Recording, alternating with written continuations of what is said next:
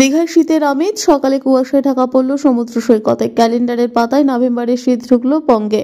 উত্তরবঙ্গের পাশাপাশি দক্ষিণবঙ্গের সর্বত্রই শীতের আমেজ। শীতের সকালে চাদর গায়ে সৈকতে ঘুরছেন পর্যটক। সমুদ্রের গর্জন, সকালের সূর্য।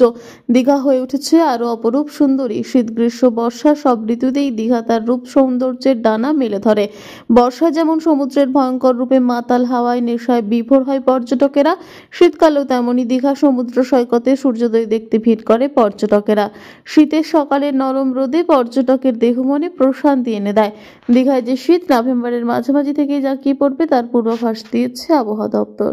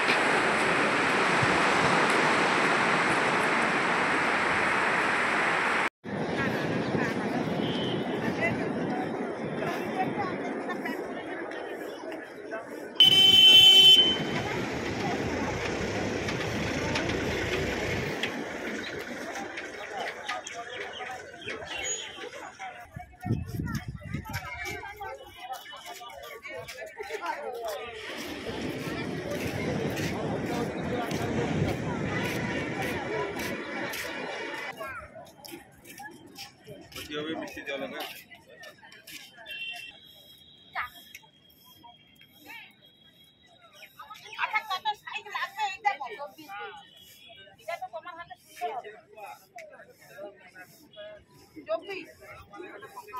আবার কি